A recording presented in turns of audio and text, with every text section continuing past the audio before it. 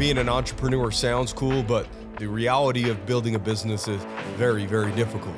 Every level that you hit, there's a lot of things that suck that you just won't want to do. What you're capable of is on the other side. I don't feel like it. And if you're committed to what it is that you're trying to do, nothing is going to stop you from getting there. Welcome back to another episode of Real Business Owners with myself, Trevor Cowley. Today, we have an incredible guest, Mason Johnston. I met Mason a few weeks back. He's 17 years old. He came up to me and said, hey, I listened to the podcast. We chatted it up, and you guys will be surprised to hear his story, to hear about the revenue that he's generating going into 12th grade as a senior this next year. So he was doing this from the time he was 12 years old to now being 17, and he's doing incredible things. I think you guys are going to enjoy the episode, so let's get to it. It wasn't that long ago. It was at a funeral. Mm-hmm. Weird circumstance to meet. Yeah. And Mason came up to me and said, hey, you Trevor from Real Business Owners, I listened to the podcast. He, if you're watching this, you could tell he's young. And I'm like, oh, that's cool.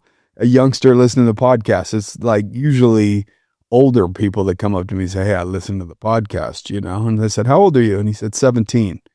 And then we got to talking. Mason is an entrepreneur, and you do very well for yourself, bro. For a 17-year-old, you do well for yourself for a 30-year-old.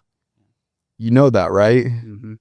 Like, you seem kind of like bashful about it, but at the same time, it's like when I asked you, hey, how much revenue you do? 20 to 30 grand a month. My guess is the majority of people that ask that question aren't expecting that answer. They're expecting like a couple grand, 5 grand, 10 grand. Let's get to the point where we start talking, because it ain't that long ago, if you're only 17 years old, that you started to, dip your hands in business a little bit. Where did that come in? I started doing business, and that was 12 when I started like actually doing some business. What were you doing at 12? So I started hand cutting these nativities. So I started the whole thing with $100. So I went to Amazon and I bought this saw, and that was the only thing I needed. I could have returned it because it was 30-day returns too. And then I went and bought like $50 of wood. And I took that and I cut out these nativity sets. And I was able just to flip that for the whole Christmas. Keep buying more wood. So that you had that just a random idea, or you were sitting around and said, hey, I want to start making money. How do I make money? Did somebody say, hey, why don't you try this? Like, where did the inspiration come from? It was kind of more of like what can I do on the side? Because I'm still going to school all the time. You're 12. Yeah. And so I was just looking for something that like I could do that would be like a little side project kind of thing. Do you know other people? Like, are there people around you that are entrepreneurs that you grew up around, or like usually like that seed doesn't come to fruition for most people until they're a little bit older? I didn't grow up like around a lot of entrepreneurs, but I've always like been doing like the lemonade stands and stuff like that, trying to like make a little cash. And I hated working just like for other people. And so I decided that like I was going to go and start my own thing. And that was the best thing. You said, I'm going to start carving wood. Yeah. And then you sold the nativity scenes around Christmas time, which obviously is a hot item around Christmas time. Right. My guess is the sales weren't too hot in July for a nativity scene. So with the nativities, I only even made them from like November through like right around Christmas time, because before or after that, I couldn't sell them really because they weren't in the market for them. Yeah. And what I thought was really cool is when I bought that saw, it was only $100, but it allowed me to make like multiples of what I paid for it.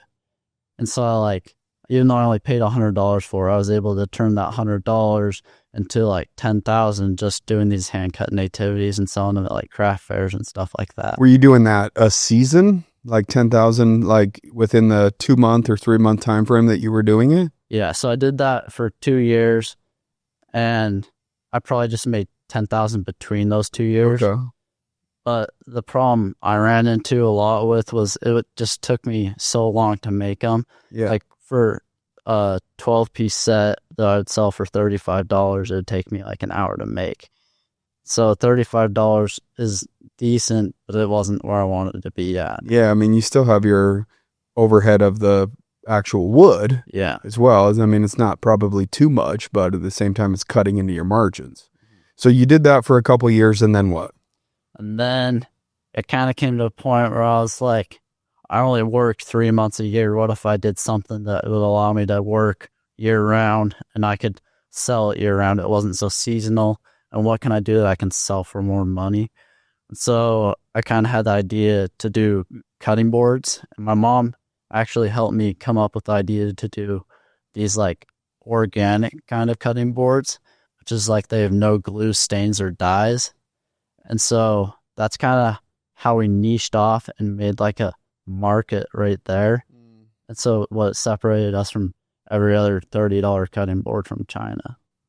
So then you said, okay, I'm going to make my first cutting board, and you just went out and did it. And When I first started, I was just buying wood from St. George, yeah, and I was just getting a little bit at a time because it kind of sucks because I have to have that inventory before it sells. yeah. And so I started out, and I made my first board.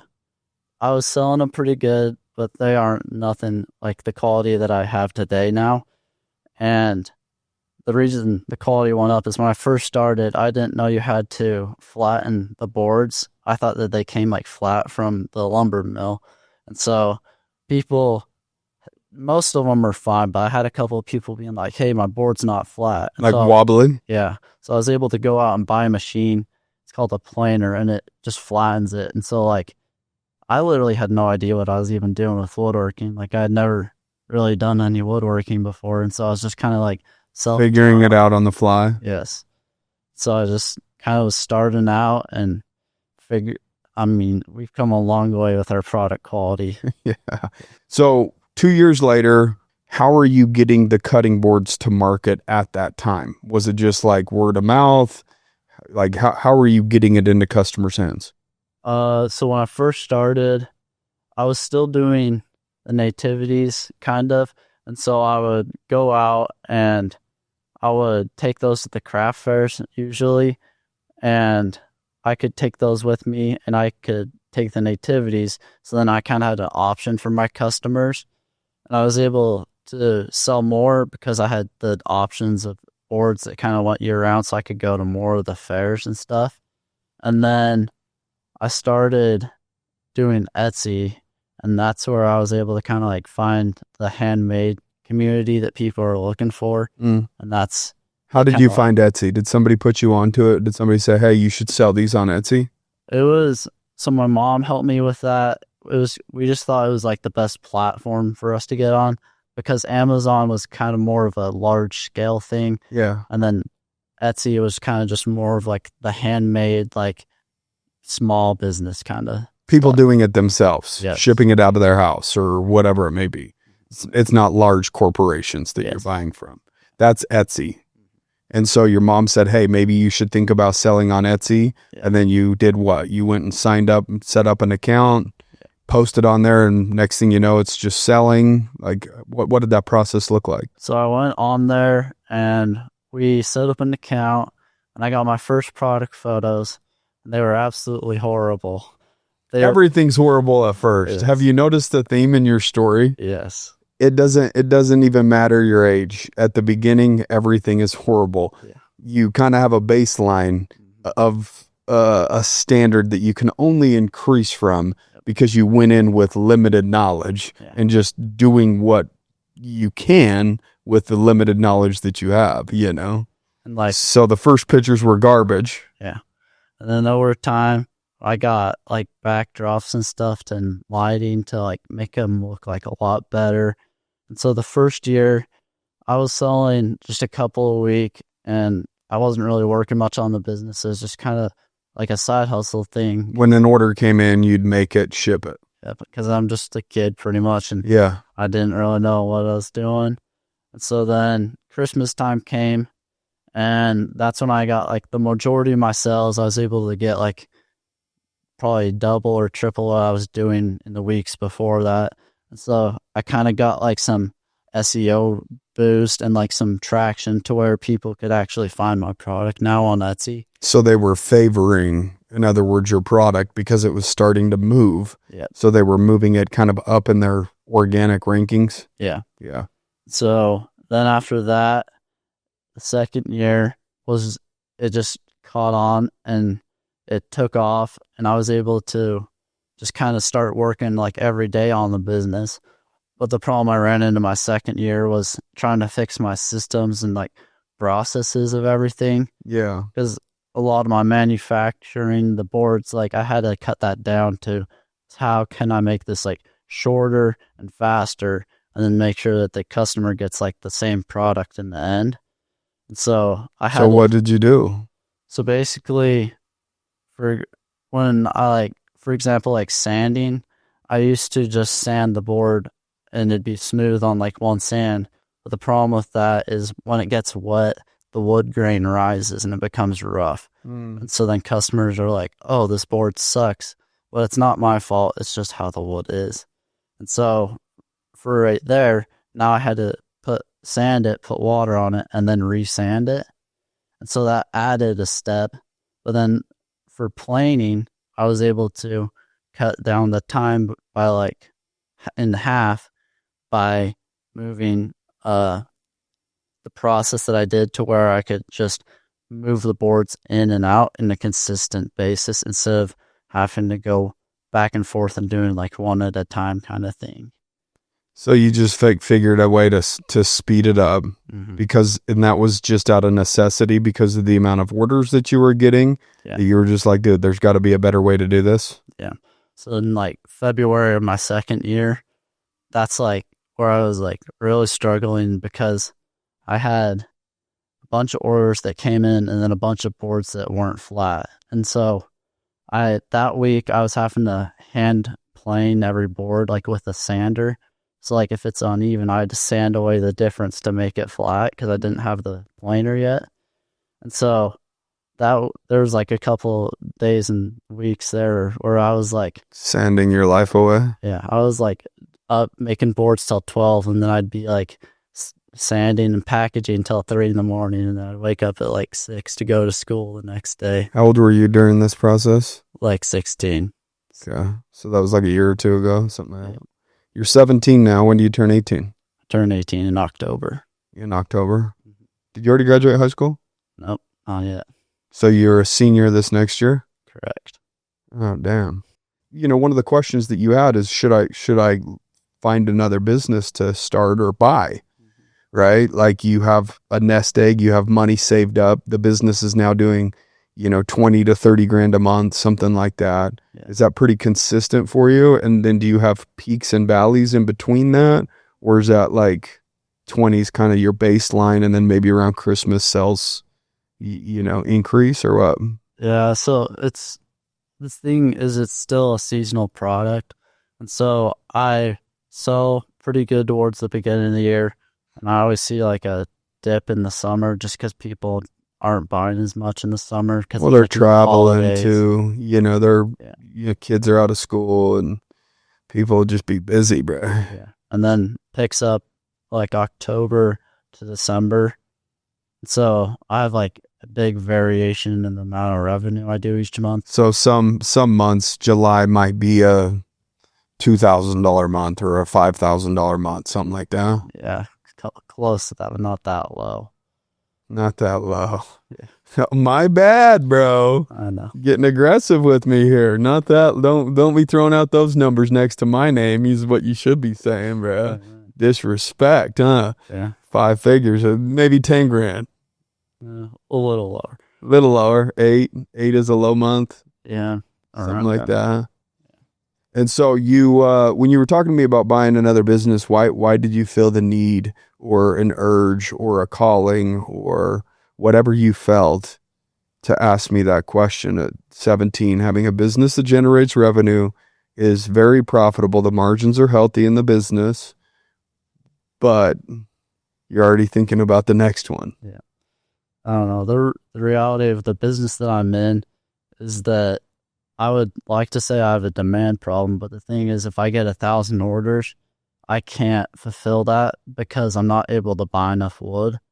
And so right now I'm having to go to like Las Vegas and places like that to get wood, which like aren't really close to where we are. Yeah, a couple hours, 2-3 hours. Yeah. And where you're located, what's 2.5, something like that, or 2? And so there's not really anywhere else I can get wood because the wood that I do is like one piece and it's not glued together. Yeah. And so with the supply problem, it's like I don't see this business ever growing to where I want it to be in business because I just can't buy enough boards or sell them for enough money.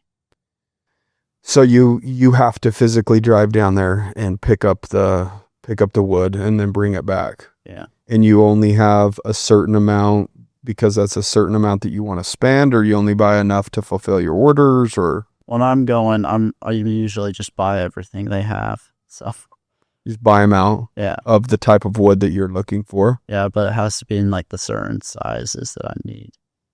Have you ever thought about just communicating with them and seeing what they could do to ship directly to you Yeah. at the same rate? They do shipping, but they don't ship that far because the problem is it's really heavy for them. Yeah. And so I guess large amounts of wood. I can order it by the pallet, but the problem is they can't guarantee me any quality is what they've said. And so with the my quality has to be good because if there's a crack down the middle of the board, I can't use the whole board. Yeah. Or if there's like knots or something like that.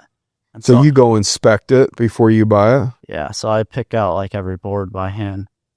But like, because I'm able to have like a margin of like a cracks or knots in the boards because I can cut around them. Yeah. But if You have to see it. if it's $17 a board foot for my most expensive wood. And so like every foot that goes to waste is $17 down the drain. And so I have to make it good so it doesn't eat into my profitability. Gotcha. So that was the main reason that you asked the question, should I buy another business? Yeah. Do you feel like that business is somewhat capped out as is with this supply chain issue that you have? It could do maybe a little more. It could do a little more.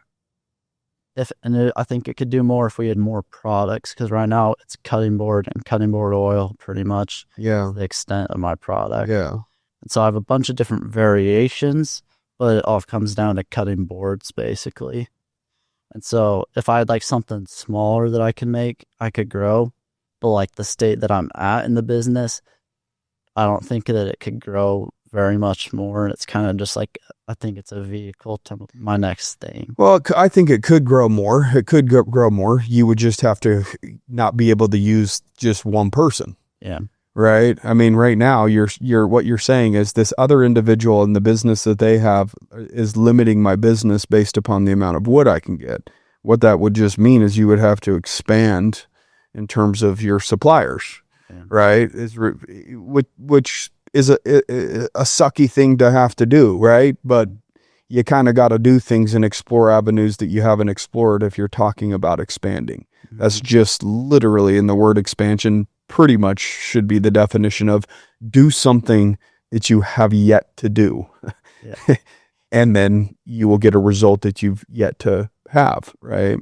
So that the question makes a lot more sense now, because we didn't get into it that much at the funeral in terms of like why or this, that, the other. My advice to him was no. Yeah. I said, dude, you've got a business that has, roughly 50% margins.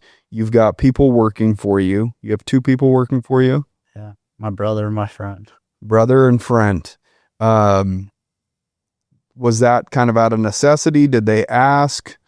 Or a little bit of both? It's more of like, especially in Christmas time, is I only have 24 hours in a day. And so I had to have them help so I could actually fulfill the orders. That's kind of what I've struggled with in my businesses a lot, because I'm just such a hard worker that I'm too stubborn to take myself out of my own business and let other people do it for me. Yeah. So that's what I'm like, that's one skill that I need to get a lot better at. That's a skill that 99% of business owners need to get better at, is just getting out of the way. right? Like you've already proven that there's two other people that can do what you could do in terms of the fulfillment. We talked about it as you were walking in, figuring out add-ons, right? The engraving is an add-on. What do people use a cutting board for? Cutting, so knives would be an add-on. So I just don't think that with the potential that business has, with the margins that it has, that it's a good idea to take your attention away from something that's just so fruitful right now. He's a very, very smart young man in terms of, figuring things out, as you guys could tell. Like, oh man, I need to speed this up. I need to create a better system. Oh, St. George doesn't have the wood. I need to source it somewhere else and go to Vegas. Oh, I need to get an engraver. Now I need to get, people to help me. And so, I asked him, how much money do you have saved up? And it's a significant chunk for most adults, let alone a 17-year-old. And so I think that part of that question is also like, dude, I want my money working for me. Yeah. You've heard it a million times. Get your, invest your money, have your money working for you, that type of shit. And so is that kind of like you're just doing it because that's what you've heard? Like it's smart to have your money working for you? Is that also a piece of it? A lot of what I'm trying to do is trying to maximize and outsize from my returns. Because in business, to get 100% return isn't that crazy. Like you take a $1 thing and you sell it for $2, and then you just made 50% profit or whatever. 100%. Yeah. And so one-on-one. Yeah. You're able, I like business a lot because even though I have that money saved, I'm trying to figure out how to invest it into more businesses or even my own business, because business is 10% a year in the stock market. I know it adds up over time, but if I can get 100% return in a year, I'd rather do that. Yeah. I think anybody would. Yeah. If they can get 100% return. The question is how, right? That's a question that most people can't answer. How do I get my business to bring me 100% returns or 50% returns? Or like I told you, good businesses does 20%, 25%. To have a business that does 50, that's why I was saying, hey, maybe you should stay in it a little bit longer. I think eventually, no matter what, you're going to end up, buying another business or starting another business.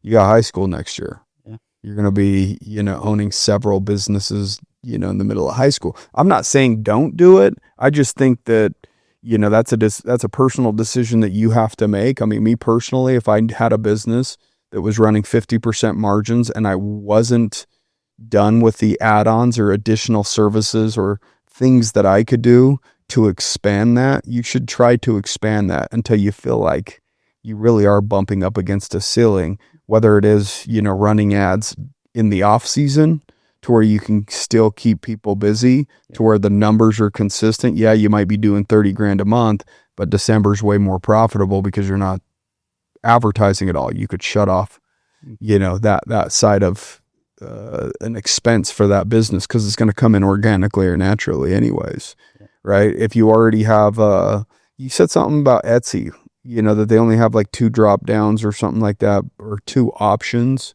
So you can't really do a ton of add-ons on Etsy. Mm-hmm. So that's why I started a Shopify store. Okay. So I've been trying to drive more traffic to that because Etsy also takes like around, at the end of it, it's like around 10%. Yeah. And so what does Shopify take? Shopify, it's like minuscule amount because you just pay the monthly membership. And so for me, if I could just drive more traffic to my Shopify, I think that would be way more better. Because that would allow me to have 10% more profit. So what's some ways that you could drive more traffic to your Shopify?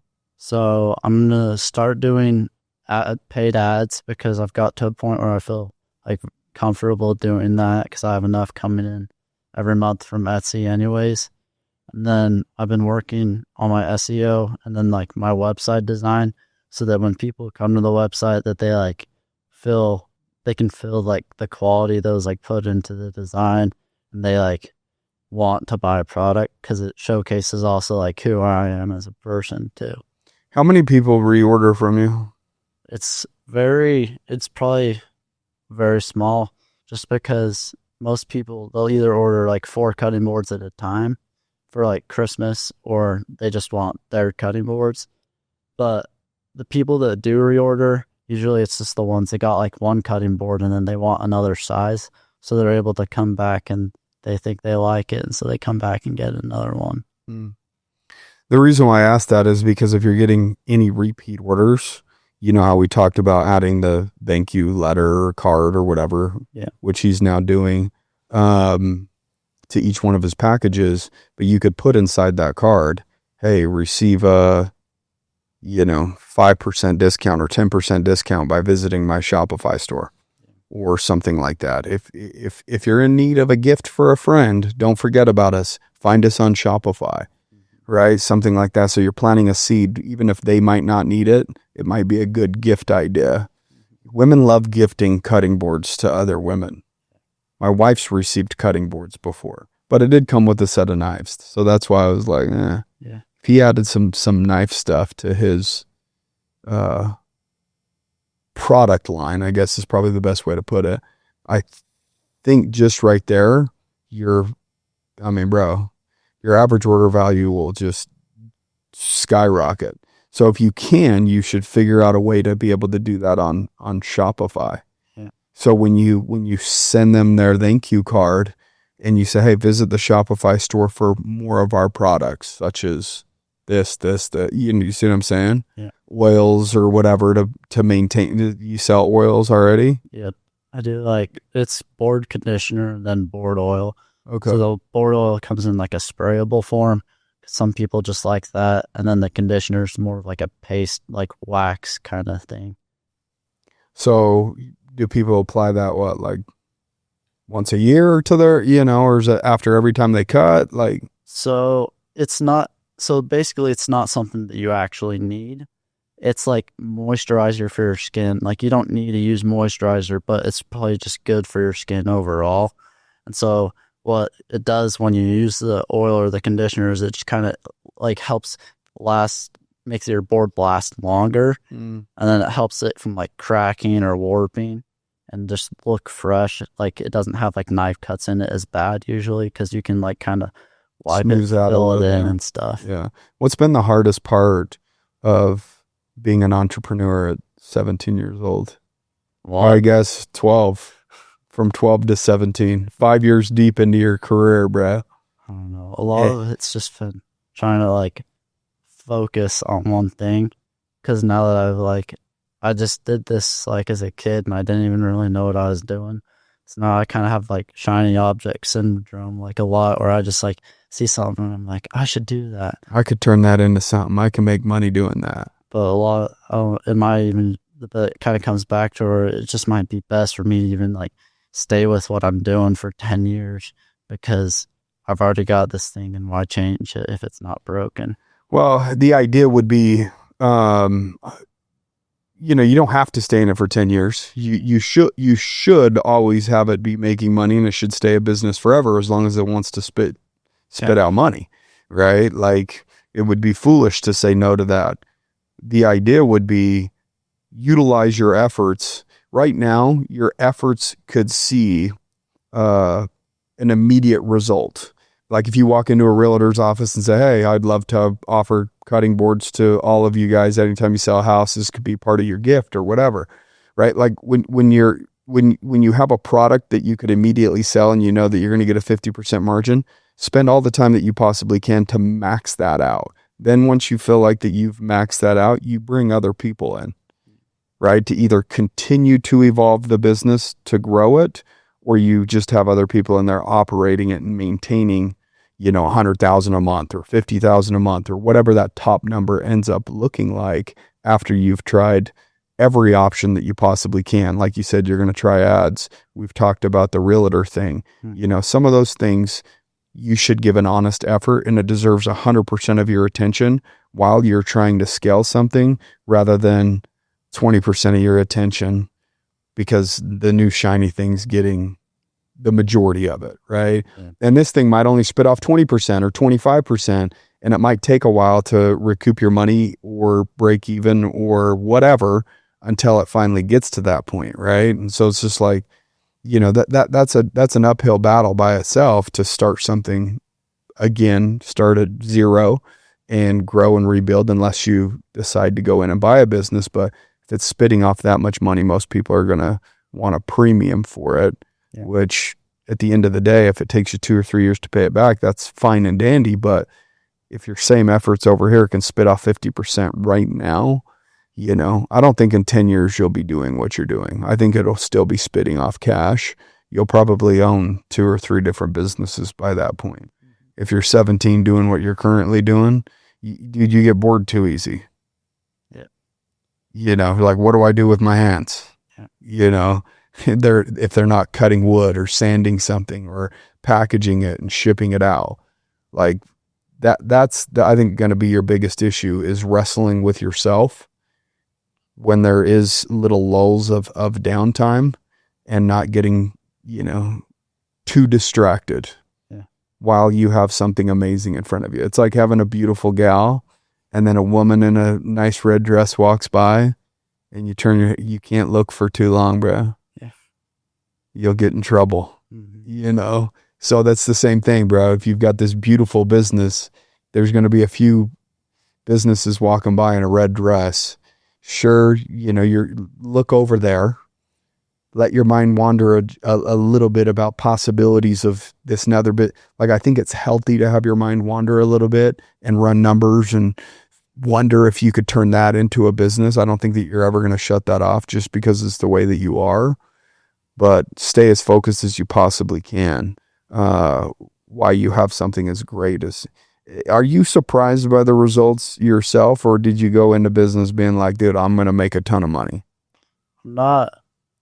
I was surprised by the amount of people that buy and how consistent it is, because the first year, like, I just didn't do very much. It was like 5,000. Like, it was just like nothing. So you almost thought that that's kind of what the business will do, is like 5-10 grand a year. Yeah. And so I kind of was just thinking it was just going to be like a nice side hustle thing, because I was still making more than most of the kids who go to high school with me. Yeah. And so and then once it kind of started and doing way better, then I was able to like realize that, like, oh, I could actually like do this. And so I was able to like learn how can I improve. And so then that like helped it do a lot better over time too. How much do you think that those photos that you took impacted your sales? I think that it probably boosted like conversion by like 25%. But the thing that really has helped me a lot is just reviews, because people really like to trust and know like what they're getting. So I have like 450 like 5-star reviews or something. How do you get your reviews? Do you ask for them, or are they just coming organically right now? Yeah, so we have a card that we send in every order that asks like, leave us a review. And then I also do a thank you coupon, and you can get 10% off. So the new thing that's going to come out on our next batch of cards is it's going to be a Google survey. So you can go on and take the survey, and it'll give you like 20% off or whatever. So in that survey, it's going to ask like what you bought, and then like what other products I would like, and then like how their experience was, so that I can like learn what they like and what they didn't like. Make some tweaks based upon that, huh? Yeah. That's smart. Who taught you that? This guy named Mike Crawley, he owns this company called Got Safety, and they do like safety trainings, and he kind of taught me like that area. Have you had a lot of people coach you or mentor you along the way once they find out what you're up to? Or I haven't had a lot of people really. I just pretty much started networking like 6 months ago, trying to like meet other business owners. But that same guy helped me like improve my packaging. So I went from putting my spray bottle of the oil, it was just coming like wrapped in paper, and then he helped me like do shrink wrap. So I learned how to like do shrink wrap, and that made my products look like a lot more professional and like high quality when they came in. So he's just giving you advice, or that's advice that you seeked when you started networking? that was advice that like I seeked.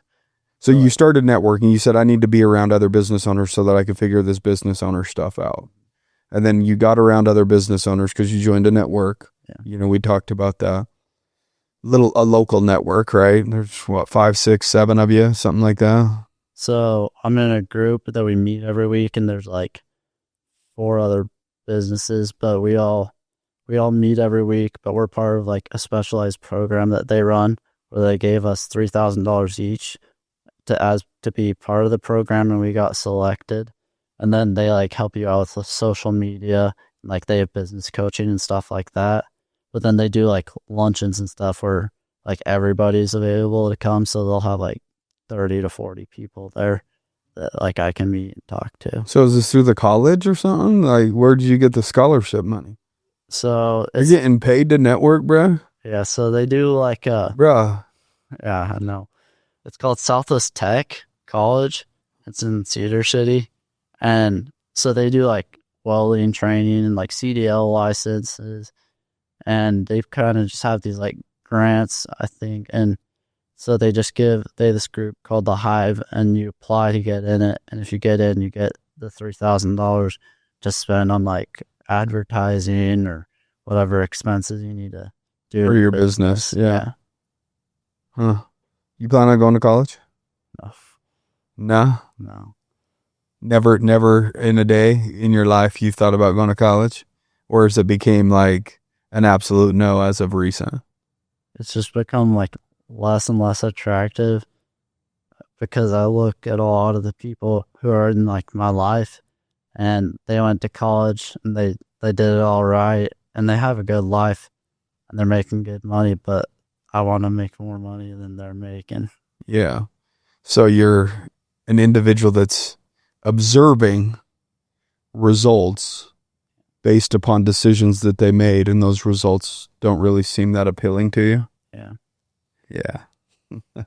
So no college for you. I mean, I would imagine most people in your situation would say that. The only reason why I would ever recommend anybody to ever go to college is for the networking. Yeah. Really. It's like just meeting people that will probably go off and start businesses or have success and, you know, just be able to expand the amount of people that you know. So what do you see yourself like 5 years down the road? Like, what do you, like, what does that look like for you? What if we said, hey, you can be successful at 25 years old, what does that level of success look like to you at 25 years old?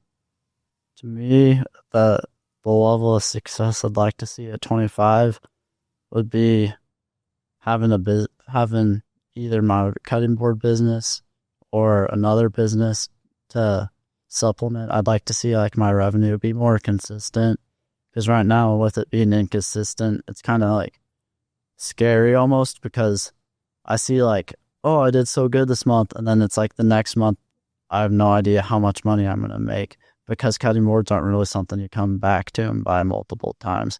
So my whole thing is on just how many new customers and views and stuff can I churn through, because I probably will never see most of the customers again. Yeah.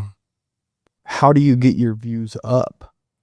So is it just the reviews for the most part, the amount of orders that you get plus the amount of reviews? Like how would you say, like, focusing on my views? So right now the majority of my stuff comes from Etsy, and basically the way it works is how much your product converts is how high you rank on their platform, because if your product isn't converting, they don't want to be wasting their people's times and buyers' times on the platform. And so by like every time I get a sell, it'll like boost my ranking. So more people that search like cutting board or whatever, I have a higher chance of being in the first page or something like that. And then I'm also spending like, it's just like $5 a day on Etsy, and I'll get like 20,000 views just from $5 a day, because you only pay when they click. So I'll get 20,000 views in a month just from $5 a day, which isn't a lot of money. Does it give you data? Does it tell you how many orders came from that by chance, or? Yeah, so it tells you your data and then your ROAS too. Okay. So my ROAS, it goes up and down. Like but like when I start getting orders, that's when it like goes up a lot because I have a higher ticket item. So if I like spend $5 and then I get $100 sell, then it adds up to like a good ROAS. Where'd you learn ROAS? I don't know. Half the people listening doesn't know what ROAS is. Return on ad spend. Yeah. That's what that means. So you've never tried Facebook marketing, you've never tried Google, you've never tried any of that. Like I'm so bad that I literally just got on social media last week. So You fired up a Facebook page? Yeah. Or Instagram page or both or what? Fired up Instagram and Facebook. So you haven't been on social media at all? No. So what are you going to do with your social media stuff? You plan on like highlighting you as a business owner running your business? Do you plan on highlighting just cutting boards? Like do you have a plan? Most of it would be kind of trying to build the community around like the brand that I have of like organic and like non-toxic living. So people, like for example, if I start selling knives and I have this like list that I can go to, I just post it and 5,000 people who've already bought from me before can see like, oh, they're doing this new thing, or like, oh, they're doing a discount and I need to get one for my nephew because he's graduating or something like that. So it's like a community kind of thing, maybe. So like a private Facebook page with people that are into organic cutting boards or what? I don't think it would be like private. I think it'd just be kind of like my posts kind of. So you just, the people that friend request you, yeah. The idea is to turn them into a community of cutting board lovers and buyers. Yep. At the end of the day. Pretty much. Yeah. So, I mean, you're smart about it. Like if you're going to get on social media, you might as well utilize it for getting attention and, selling more and making more money rather than spending your time doom scrolling. So you have TikTok? No. No? I might get on that platform with like the TikTok shop. Yeah. Because that's been taken off. But I haven't set up like the thing yet for that because it's kind of a different content than Facebook is. It is. Because it's a younger audience. And my product typically, it goes to like middle-aged people. There's a lot of middle-aged people on TikTok now. And so lots. I have to like kind of make sure that the video like is interesting while also like displaying the product and trying to sell it at the same time. I wouldn't overthink it. Why? Why do you think I say that? It's free. It's free, but what was the theme earlier in the conversation when you first started doing stuff? Too much. It sucked. Yeah. Well, the boards weren't good. They sucked. And then I had to flatten them. And then this sucked. And then you know what I mean? And so it's like the pictures on the site sucked. And then they got better. And so do you usually get better by trying to think your way into a strategy, or do you just start doing and the strategy starts to adjust based upon the outcome that you want, right? So the idea is really taking action and figuring it out as you go, which is what you've done and that you've seen success with.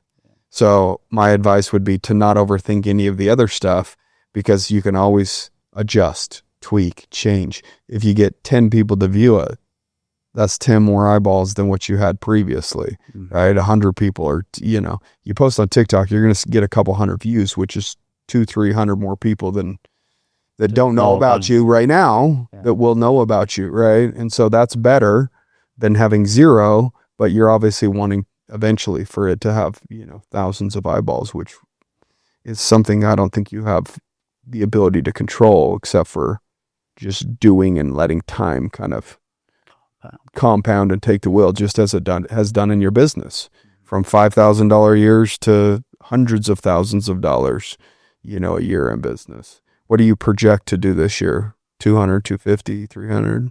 This year, it's just so variable because of my pricing. So it's like, and the seasonality, like I could do like crazy good, or I could just do like decently good. And I think that we'd probably finish out around 200. I think that's like where the brand is set for this. How much of that is take home? take home, for you? What do you think you'll make off of 200 grand in revenue? it's a Like lot. 80? Yeah, it's a lot. Yeah, it's probably around 80. Just because it's a lot less than people think, kinda. Because it's like, oh, 200,000, but then all the costs go into it, and then I have to like pay employees and stuff, and then it just gets down to it, and like what actually goes in your personal account is just a teeny portion of that. Yeah. I wouldn't say teeny. It's not time. I wouldn't say teeny. You know, you're talking about 40%, Yeah. something like that. You know, and when you do it yourself, you're probably talking about 50 or 60%. Your margins were greater when you did it by yourself because you didn't have to pay for the help. Yeah. But then you were packing shit until 3 a.m, you know, which doesn't really make sense when you got to wake up at 6 and get ready to go to school. So it's smart to be able to go from 50 to 40, but, you know, free up some of your time and you know, not have to stay up in the wee hours. So do you plan on ever having business partners in any of your businesses? I don't know, but I would probably not expect it unless it was somebody who I like really believed in. Because I just know a lot of people that I know a lot of people that have had good experience, and a lot of people have had bad experience with that as well. Mm-hmm. So it'd just have to be like a situation where You vibe it out. fully trusted in them, like as a person. Yeah. Because, like, for example, I know a dog trainer in Cedar City.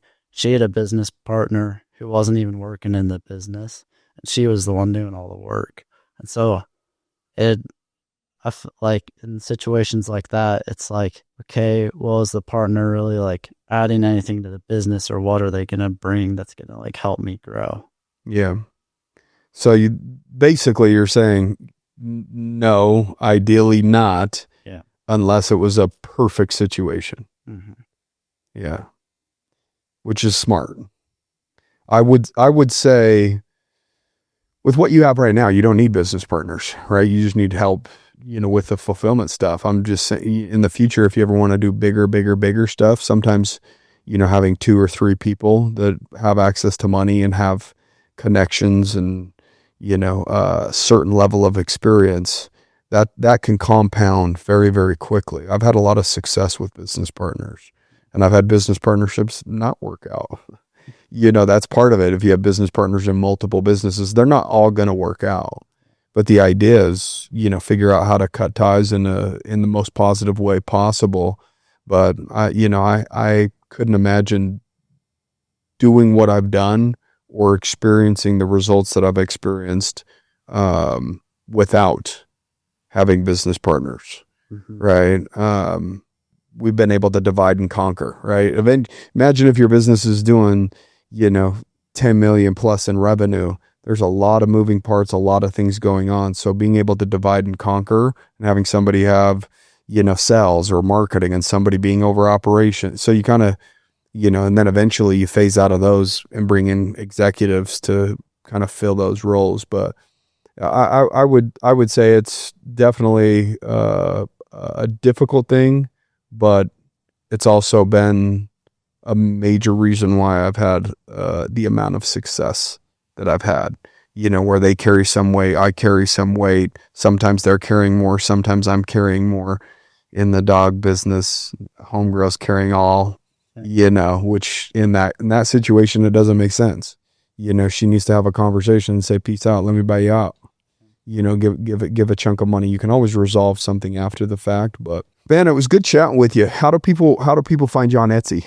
So they could just go to Rugged Woodworking UT. Rugged Woodworking UT. Okay. And you'd have to filter by shop name for that. Or they could go to my social media. It's just Rugged Woodworking Utah.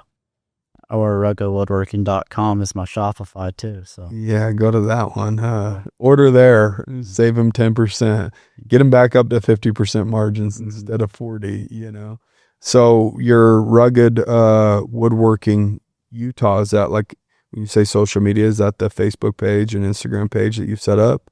Yep. Is that brand new? Yeah. So go give him a follow so that he can kind of pump up the numbers a little bit. Dude, I appreciate you sharing your experience of business ownership with us. It's incredible to, one, have met you at a funeral, which is super random. Two, have the level of success that you've had at 17 years old. And three, wrangling you in to get on a podcast. So, dude, I appreciate you coming down and sharing your experience. Hope you enjoyed that episode. Again, don't forget to rate and review the show. I need you. I need your love. I give you love. I need the love. So rate and review the show. Other than that, keep kicking ass. We'll see you next week.